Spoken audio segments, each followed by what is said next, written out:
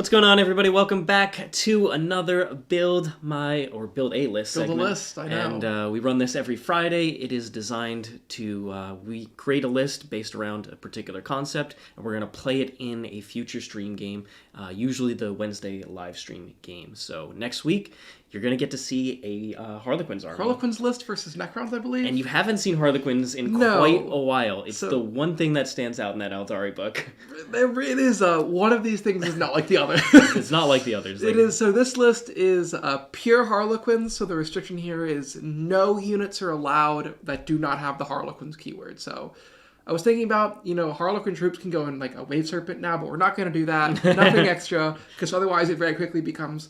Well, one Wraith Knight wouldn't hurt. Then a second Wraith Knight. Wraith Knight. Then you find a way to fit the third one in, and your opponent's tabled, and it's all good. Yeah.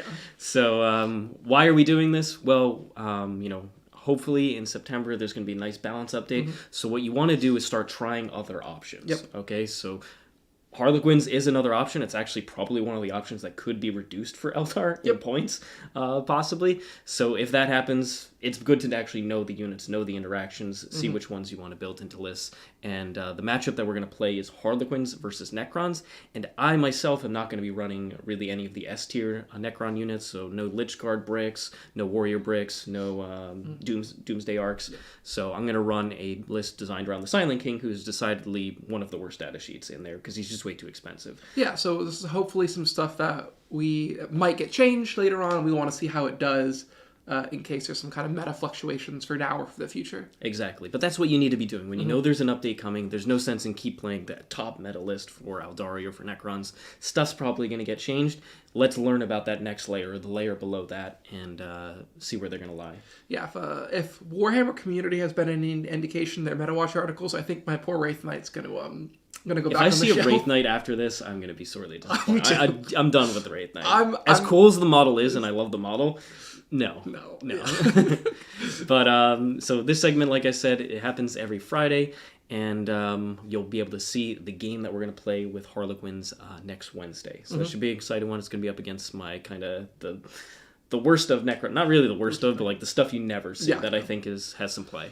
Okay, so you wanna get into this? Yeah, we'll get into it, but before we do, if you want to sign up for any more content, specifically all the tons of Eldari content, we just had Eldari versus Grey Knights. If you want to actually see that was a really good game. How Jack plays Grey Knights into Eldari, and you're like, Grey Knights, they're one of the worst armies statistically. Well, they do have some play in a very niche build that is quite strong, so you can tune to the War Room to check that game out. But we also played Eldari versus GSC, Eldari versus Custodes. So if you're an Eldari fan, there's a lot of top level content for you in there, and on top of that, as always, if you want to see more, there's a 3-day free trial in the description, thewarroom.vhx.tv. Doesn't hurt to sign up. Check out all the amazing content we put out week in, week out. If you're all about seeing competitive games, we put on 3 every single week. So please do try it out. Like I said, 3-day free trial doesn't hurt. But instead, if you want to subscribe here on YouTube, we have a tiered membership system.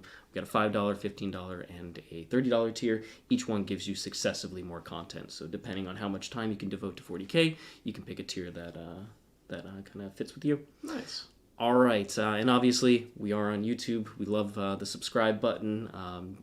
Everybody who joins us week in, week out, that dramatically helps our channel. So if you tell your friends about us, leave a comment, leave a like, subscribe to the channel, all of that really helps us enormously. All right, let's dive right in here and talk about some Harlequins. Now, I have not played against any Harlequin unit besides the Void Weaver in Drukhari, and I played against the Death Jester. Okay. I don't think I've played against any of the other ones, so I'm going to be learning here too. Those are the good units in Harlequins. There are good units in Harlequins. There are a few. So very broadly speaking, the stuff that's kind of ancillary is actually not terrible. And the stuff that is integral to the army is abysmal. So, unfortunately, by far the worst unit in Harlequins and by far the worst unit in the Eldar Codex, and this shatters my heart, is the troop. The Harlequin troop does next to nothing. It's moves 8, doesn't advance or anything. It's a T3 model with a 4-up save. It's got a bunch of damage 1 attacks in combat. That's it. It's OC1, not Battle Line. It can become Battle Line if you take a Troop Master. So... Unfortunately, unlike last edition where troops were the starting point and the bread and butter of my lists, I would run like literally 8 squads of them. We're going to set them aside, and we're going to basically add troops based on how many points we have left at the end, and they're just going to be action monkeys and stuff because we cannot rely on them in this edition. Okay. So it's a big change of pace. Huge change of pace. Yeah. So the first thing I'm going to go ahead and add, I think, unfortunately, is we're just going to go ahead and throw in 3 Void Weavers because they're the best thing in this book, and I know I really want They're the best thing. The best thing. Tell us about this Void Weaver. Why is it the best thing? So the Void Weaver is one of the many classes of quote-unquote Eldar vehicle with 2 lance shots. So it's 100 points. Cannon? What? It's a prismatic cannon. So it's 100 points. It's toughness 6. It has 6 wounds and a 4 pinfall. Then it has 2 shots at strength 12, AP 3, damage 4, or 2d6 shots at a bolter. It has 2 rerolls to hit and wound, or sorry, 1 reroll to hit, 1 reroll to wound, because it is an elf unit, and so they get all of the Eldar like stratagems and abilities. So it has the battle focus. Okay. And then it has 2 shuriken cannons, which are strength 6, AP 1, damage 2. That's a decent amount with of sustained firepower. hits 1. Yeah. If it hits you, you take a battle shock test. Okay. It's like not a bad unit. So it's like not only is it a damage dealer, but it's like a tech kind of thing too. And it moves 14. Okay. So like it is a solid, reliable platform. They're one of the few things you legitimately see in competitive lists. So can you not take multiple anymore? No, they are now units of Okay, 1. they did learn from. They did in fact learn from the 9 Void Weavers. Yeah. If you could take 9, you'd be taking 9, I assume. Oh yes, I would. Okay. So those are there. And the next thing we're going to go ahead and do is we're going to add a Death Jester because he's also quite good. And this Death Jester is going to have an enhancement. Okay. And this enhancement is Fate's Messenger. Death. Is it 1 word or 2? I think it's 2. It's 2 words. All right. So his war gear doesn't matter, right? Nope. He has the Shrieker Cannon. Cool. And then the enhancement Is Fate's Messenger. Fates. Is it with a With an apostrophe. Yeah, Fate's Messenger. cool Fates So messenger? How many points is he? He's 85 with the enhancement. Not bad. So here's what we like the Death Jester. He's a lone operative. His gun is pretty good. It's 24-inch range. 3 shots. He hits on 2s at strength 6 AP 1 damage 2, with devastating wounds. At the start of the shooting phase, one of your Death Jesters gets to pick either ignores cover or precision or sustained hits 3. So sustained hits 3 is probably the one you pick most of the time unless you really need to kill a character. Yep. And then his enhancement we just gave him allows him to, after you roll, you can flip 1 hit, wound, or save per turn to a 6. Per turn? Per turn. Your turn, their Yeah, turn? so you get to save in your opponent's turn, and then either you get 3 additional hits guaranteed, or you guarantee 2 mortals. Yep. So it's a nice little tech piece. In addition, if he shoots and kills a model, then that unit has to take a battle shock test immediately. Okay, so we're We're starting to stacking stack on up. battle shock tests, yeah. So the next thing we're going to go ahead and add is the Solitaire. Because and at this point we have hit all of the units that are like good, and we're going to have to start really looking at Mandatory stuff. Yep, he's 115 points. He doesn't have any upgrades or anything. So he moves 12. He's got a 3-up invuln, which is pretty cool with Fate dice. And then he's 9 attacks at hitting on 2, strength 6, AP 2, damage 2, natively precision. Natively precision. He's got Fight First and Lone Operative. And then he has 2 really cool rules. The first one is that he can advance and charge. And since he's an Eldari unit, he can auto-advance 6, Yep. then charge. Alternatively, once a battle, he can blitz, where he adds 2d6. And so he makes a normal move 2d6 plus 12. Nice. Which means he can go that far and then action if you need to, or he can go that far and then charge. And he adds 3 to his attack. So he gets 12 attacks. Is he precision? He's precision natively. Okay. So he's actually quite good. Yeah. At WTC, Thomas Woback turned me inside out with the Solitaire. Yeah, he got you. It was like pretty late in the game when things were getting scrappy, and he was like, "That's a nice Farseer you have." Bam! And I was just like, Yeah. "Sure can't do anything about that." Yeah. Okay. So that is. He's a lone up? He's alone up too. Yeah, so you couldn't target him with indirect, right? Exactly. Yeah. He's only 3 wounds, which is weird. 3 wounds? He's 3 wounds now. No, I don't believe that. He went from T4 5 wounds to T3 3 wounds. Overwatch. Yeah, he is the best Overwatch target in the game. He's got a 3-up info. He's got a 3-up, which helps, and Fate dice, right? So like, he's just kind of swingy. The issue is that he dies to like random mortals. Like the odds of him dying to like a truck exploding are like very high. 100%. Yeah. Okay, so let's just go ahead and add 2 more Death Jesters. These guys are going to be backup dancers. They're probably not going to do anything, but they're only 70-point lone operatives. Backup dancers. Yeah. And sometimes they might kill something random. How many points are they? 70 each. 70. Yeah. It's not bad. No enhancements on this? No enhancements. There's none that are really worth taking. Okay. Like, you can just delete those bars and then move it up. If you just... you gotta click on the arrow. Oh, I'm on the wrong yeah, one. yeah, and then just click the delete. There we go, yeah. Bam. Alright, so Mr. Death Jester. And then we're getting 2 more. We're gonna 2 more. We're gonna run 3 Death Jesters. Only one can use the ability, but like he's just a lone operative, and he will sometimes do like 2 mortals. But they all get the They all have dev wounds, but only one can get like precision or exploding 6s. Okay, but they all have force battle shock, so you can make sure that a unit really doesn't get to use strats. Yeah, I mean, they can pick a unit and then I'm like take 6 battle shocks. Yeah. That is not nothing. Okay. So the next thing I want in this list really is damage, because we have 3 Void Weavers and nothing else. As we said, troops are pretty bad at that. So the only other thing we can really add is the bikes. So we're just going to go ahead and add max bikes. So Sky Weavers. And there is actually some interesting decision points here as to what you want to give your Sky Weavers. We're going to run 3 units of 4. There are 190 points for the 4 models. 190. Yeah. Can they still get like invuln shenanigans? Not really. Which war gear do they have? The star. So that's the question we're gonna talk about. So they have 2 like mounts basically, and you get to pick some options, right? So the first thing, you get to either pick a shuriken cannon or a haywire cannon.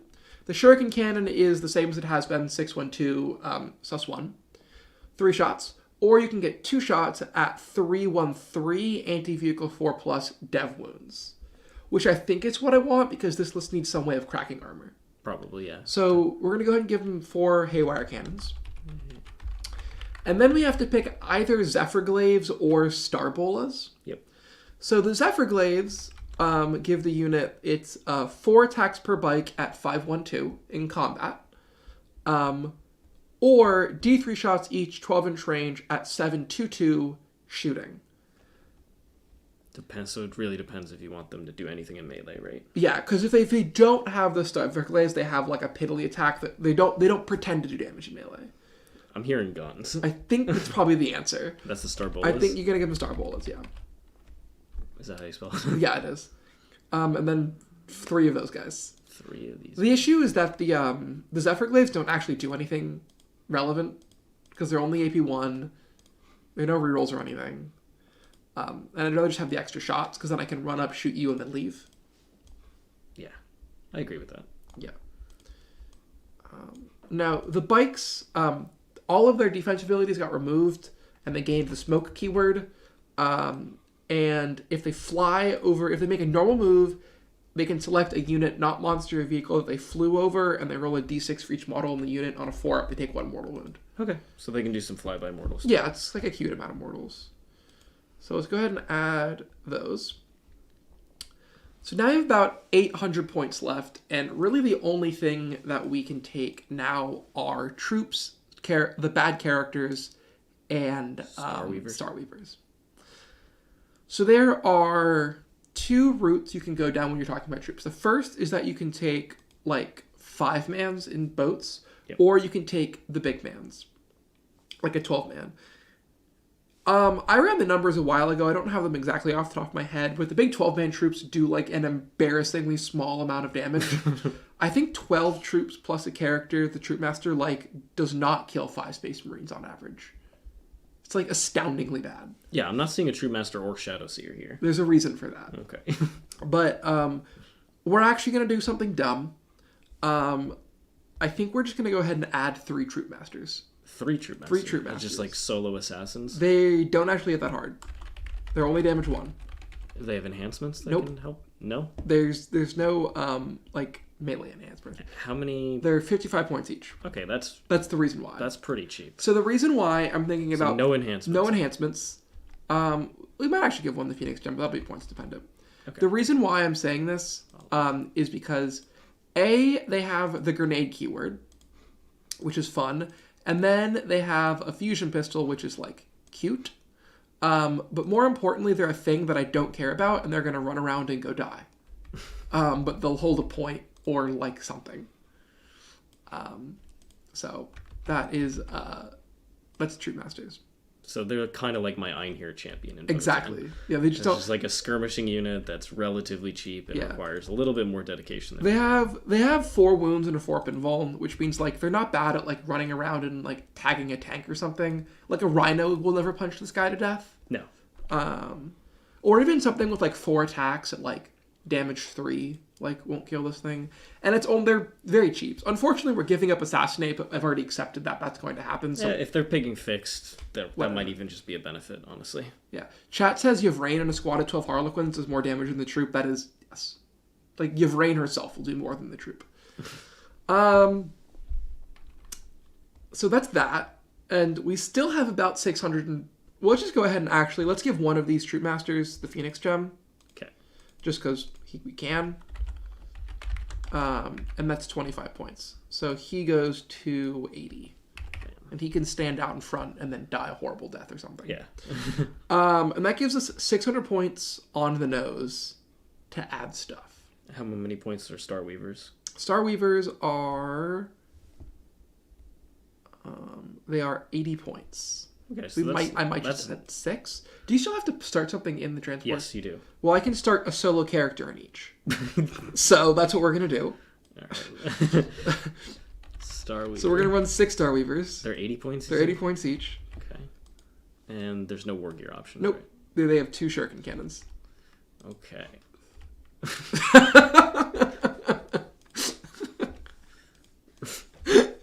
Sounds good. I mean, that's a lot of boats, though. It is. I wish they still did something. Like, it's a lot of shuriken shots, so that's not nothing, right? Yeah. I mean, you're building a shooting army. Yeah. That has just, like, a bunch of random nonsense. Mm-hmm. Just the random nonsense isn't... It's like a lot of the armies that aren't particularly good right now. Yes. Their battle line units are just... Garbage. Either do nothing or are way overcosted for what they bring. The I problem don't know with troops is they just don't have... They don't do anything. I feel like battle line did something else. Like, when they originally wrote it, I feel like battle line did something else. Agreed. Getting 6 of them, whoop-de-doo. If it's not a good unit, I don't want 6 of them. Are there any good battle line units right now? Custodian Guard. Custodian Guard. Grey Knight Terminators. I think that's it. Starting to run low on options. I mean, Eldar don't even need battle line. GSC have good battle line. They have GSC. They have the Acolytes, the Neophytes. I mean, yeah, like the good armies do have good battle line units. And Grey Knights. Yeah. Okay. So how many are we adding? We're going to add 6. 1, 2, 3, 4, 5, 6. Mm-hmm. And then what does that leave us at? So that gives us, we have 120 points left. We still have points left. This is not a nothing amount of stuff. It's not. The problem is most of it does nothing. It's just jamming up objectives. It's just jamming. But the problem is it's all OC1. It's OC1. All the boats are OC1. Really? Yes. So like you have to be a big boy vehicle to get OC2 or 3. The Void Weavers are OC2, but like why are the Vipers OC2 and the Star Weavers are OC1? I think Piranhas are OC2. They have 2 dudes inside of them. It's There's... because you is a Star Weaver supposed to have just 1 pilot? No, it's supposed to have 3 guys on it. 3 guys on it. Yeah, because there's a pilot and there's 2 dudes on the side. They thought that was too broken. I was gonna say they really okay. Well, I guess we have to add troops because there's nothing else we can add. Sure. Let's make one of the Troop Masters a Warlord. Make it the Phoenix Gem guide just so we can take battle line troops, I guess. I don't think it matters, but...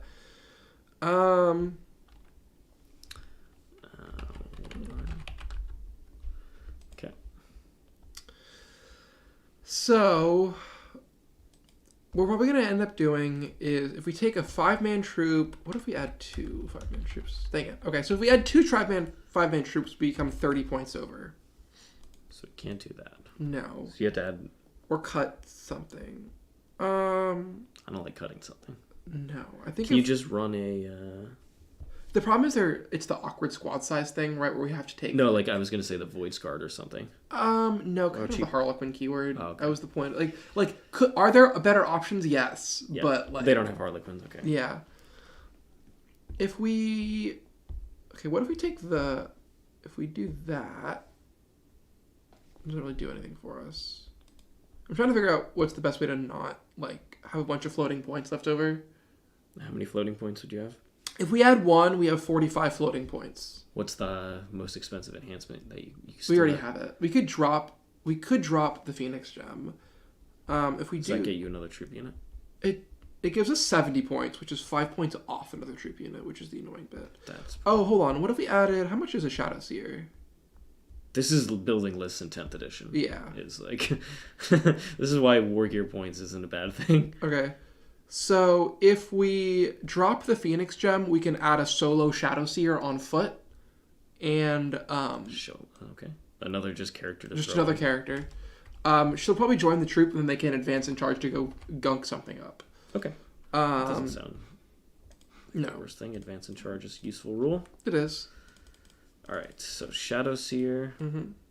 What is her points? She is 60 points. 60. So at least they're quite cheap. Yeah, at least like these characters are better than the Votan ones. Oh yeah.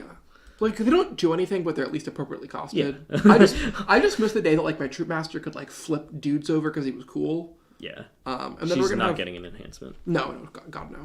And then it's 1 5-man troop squad. 1 5-man troop squad. With they're all gonna have fusion pistol or 2 fusion pistols, and then 1 Eldari power sword and a bunch of Harlequin special weapons. Okay. Because they made them all generic, right? They're all generic now. 5 fusion. It's 2 fusion pistols. Oh, okay. Yeah, because we only take 2 there's 2 in the box, so I'm not even gonna bother taking the Neuros. You know how many cyclic ions are in the crisis box? It's 1, right? None. No, they're in the commander. In the commander yeah. box. But I have 3 on every model. I printed mine. The Games Workshop, let that remain. Okay, that's the one thing Tau have. Yeah. What do we got here?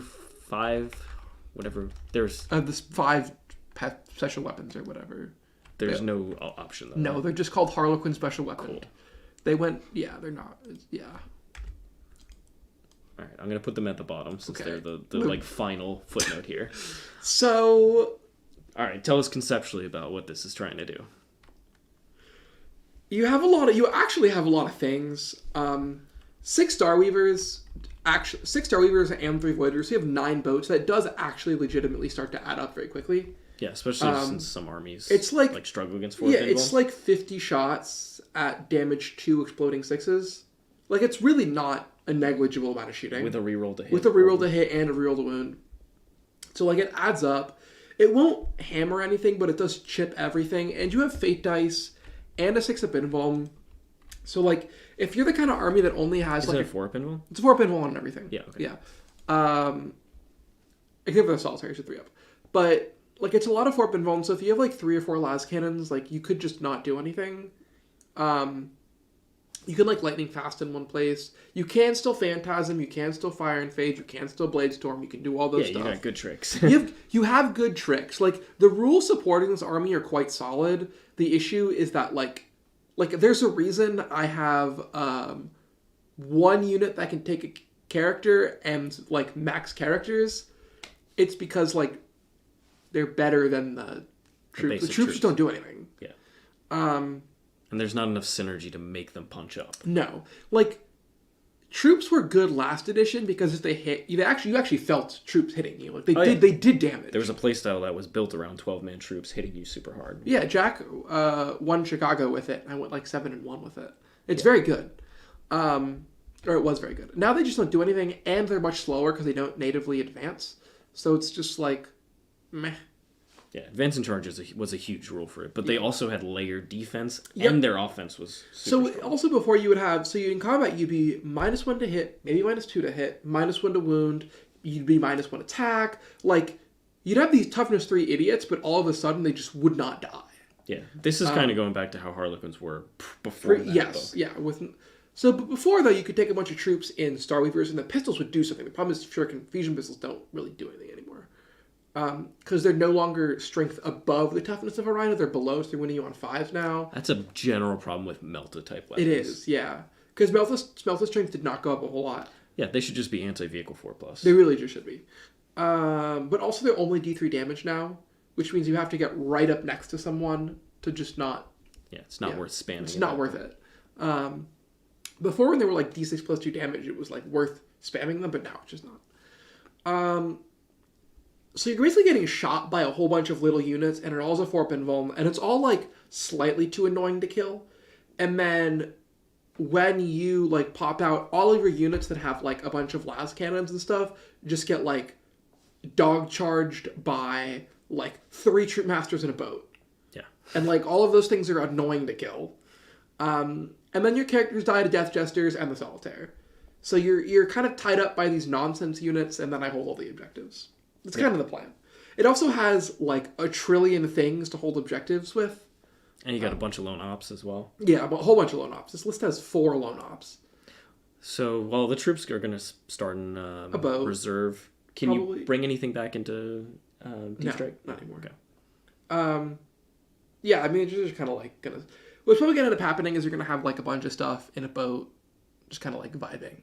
Yeah. And then, like... You're trying to control the center of the table, tie up as much stuff, and just reduce firepower coming back at you. Yeah, actually the plan. The Skyweavers actually do a, like, not terrible amount of damage into vehicles. Oh, yeah? It's a lot of mortals. Like, it's a shockingly high amount of mortals. Yeah. This is a list that is crying out for the Incarn. Just because it has so much... Yeah, it really is. Well, just because it has so much trash. And it has units that are charging. So, like, it's just a list that wants them. Now, let's say that you didn't want to play mono-harlequins here. Yeah, let's say that you were going to play in a list that was majority harlequins, but added some allies. What would you go for? What are the So, options? I think what this list really needs is something just to punch you in the face. Like, adding, like, 2 fire prisms or some D cannons or a Wraith Knight. Like, one of the really good, like, Eldar, like, hi, I do way too much damage to my points cost units to just, like, obliterate you, would really actually help us with quite a bit. Like, if you dropped some of the trash here, and you added a Wraith Knight and a Farseer, this list would actually be pretty solid. Right? Because you have a lot of things to go and be things, but then the Wraith Knight does enough damage. Yeah. Yeah. It's just missing that one key. Like this is just going to guarantee kill what's out there. Yeah. Yeah, it's just like this list has a lot of Must be a privilege for Eldar to have such a unit. I know, yeah. It is, yeah. This list has a lot of like surprisingly effective chip damage. It also is going to throw the grenade strat 5 times a game because everything has it. You have good strats though. Yeah, you do. This list is not bad. It is better than like Death Guard or Admech or Votan. It's not good though. Yeah. Where would you kind of fit it if you had to slot it into a tier list? So we actually did on the tier list. Oh, you did? I put it in like mid-C tier. Mid-C tier? Mid-C tier. Like, what was it around? Kind of like like the lower, like Space Wolves and Drukhari in that area. Okay, I could see that. Yeah. Like the issue with this list is like, if it plays something good and like you can just pick it all up. Like there are a lot of lists that can just sit in the open against this. Yeah, there's like knights, or at least you have the 4. You have the 3 units of Star. Yeah, you'll kill a knight and the Void. They'll kill Canis Rex. It's just the rest of them. Yeah, the problem is if you lose too much of your few damage dealers, then you're going to struggle because your OC isn't great either. That's another problem. It is, yeah, it's really not. The Void Weavers have the highest OC in this list of 2. Yeah, frankly, like 40 Necron Warriors just on the objectives, you'd be like, well, game's over. Seems awesome. Yeah, there's absolutely nothing you can do about that. So yeah, but. I definitely think this is like you're still using Eldar rules. Oh yeah, and Eldar rules are a tier above almost really everything in the game. If this list did not have Fate Dice and a hit and a wound reroll, and Phantasm, and all, like the good strats, Phantasm and Fire and Fade and all those sort of things, like it has still a good stuff. There are things going for it, yeah. But yeah. Any final thoughts on Harlequins? We're gonna see this, like I said, next Wednesday, up against my Necrons. Kind of the hits of things you never see. I am really hoping that Harlequins get a detachment in the new Codex, and that the detachment is like had strats that are like +1 damage if you charge, right? Melee strats. Yeah, melee strats to make the troops relevant in combat, or even if there's a strat for like. Target unit you can't real hits against it. Yeah, when I think of Harlequins, I don't think of a shooting army like it was in 9th edition, and it's still basically there because they took away too many of the melee buffs. Yeah. I would have left more of the melee buffs. Well, also melee is just like pathetic this edition. It's not awesome. I like it when just Custodians. Harlequins, in my opinion, should be a like jank based primarily melee with some very close range shooting. Yeah, like so the pistols. hit and run. Yeah, hit and run. Defeat stuff in detail. Exactly. And then I think the characters should all be really cool. Like, I want the Troop Masters to be, like, awesome solo combat guys that are just, like, blitzing through you. Like, the Solitaire is actually pretty good. Like, his rules are fine. Yeah. But, like, the Troop Master is pathetic. Like, literally the plan for the Troop Masters is like, is that a Rhino? Guess I know where I'm going now. I said the same thing about the Votan Einir champion in my game. Like, he's just there because I didn't have enough points to get another call. Yeah. And then he was just a hero, chopping and changing your Space Wolves. He's just like mortals everywhere. It's so annoying. So disrespect your solo characters. I was gonna say. They'll punch up. I guess this list technically has 10 points left. Is there a 10 point There is a enhancement? 10 point enhancement. Oh, never mind, there's not, because I can't take it. That's it. Okay, fair That's enough. all. Well, this is why they should bring the Age of Sigmar rule. I forget what it's exactly called, but if whoever has the least amount of points, you get like a small buff. You get some small buff. I think 40k is crying out for something like that, or some generic enhancements that you can use in addition to your own. Yeah, I completely agree. Like a 6 of Phenopain on a character for like 10, 5, 10 Oh, points. that'd be great. Some cheap or nonsense. even just like +1 damage to melee weapons or something like that. Yeah. Right, like something very generic. like a cheap 10-point upgrade. Although I wouldn't do +1 damage. Like, you'd have That's to fair. restrict it to... So like infantry characters. That's fair. There's a lot of busted characters that get pretty busted. Like Yeah. you get a Wolf Lord to like damage 4. Exactly. Yeah, that's fair. Rising Crescendo, yeah. 8th edition Harlequins was peak Harlequins. The Psychic Awakening book was the most fun I had with this. They had some really good rule sets in a row, and then I think they went too close to the sun. They really did. They yeah. went way too close to the sun. But I'm interested to see how this plays. Like I said, we're going to learn more about the Harlequin units, and I'm going to learn more about the Necron units that I'm using. So it should be a really fun game. I'm actually interested to see how this goes. This list could be okay. It could also be terrible. Like, we'll see. We'll find out. It could be like Nick's Drukari, or it could be a lot better than that. Yeah. One way or the other. All right. But hope everybody enjoyed this one. If you've been using Harlequins, what have you been having success with? Let us know in the comments. What allies have you've been using, because obviously we know that Eldar is an amazing book, and there's some really amazing Eldari options that you could bring in. But there's a lot of people out there who just play pure Harlequins, and this is for you guys. I love my pure Harlequins. Like It's a really cool army. It's so fun. They need more data sheets. Like, they needed more data sheets for a while. They need like Do Tyranids need 10 more data sheets or whatever they're getting? No. Let's add some more to these armies. They need like a different troop variety. Like something. They need like a 2-weapon troop or something like that. They need 2 more infantry units. They need one of them being a heavier infantry unit. Yep. Although that's not really Harlequin-esque. No, they need like a solo bike unit. Yeah. Adam Camilleri actually had a great choice, or great idea. He was like, give us a 2-wound Harlequin model that is 2 Harlequins on the same base. So it's like 2 guys who work in tandem or something. Yeah. Yeah. Like 2 gymnasts together. Exactly, yeah. Like, that'd be really cool. Yeah. I don't know. And then you have a 3-man unit on the same base, and they are like the trapezoid unit. Yeah, they have like a... I don't know. Also, like a solo, like 1-man bike units for Harlequins would be cool. I don't know. Whatever. There's a lot of options, and it's really easy with the kits they currently have to just pump out some extra stuff. So hopefully that's coming whenever Harlequins get more rules. But they, at minimum, should have at least 1 detachment. I would be shocked and amazed if there book. was not a Harlequin detachment. Yeah, there has to be. There has to be. But thanks so much, everybody, for joining us. I know this was on the shorter side. Harlequins don't have too many data There's really sheets, not, so it makes it pretty easy. But I think I took one of everything. Yeah. I think I literally did, yeah. Hope you like the concept around this one. And if you were here for Sisters looking for that, don't worry, it's coming in the future. There was a little scheduling conflict. Like that, yeah, it'll be coming up. So we'll get back to that. But thanks so much. Leave us a comment, subscribe to the channel, tell your friends about us, and tune in next week on Wednesday for this Harlequin list to hit the table up against my Necrons. Of course. All right. Thanks, everybody. We'll see you all soon. So long for now.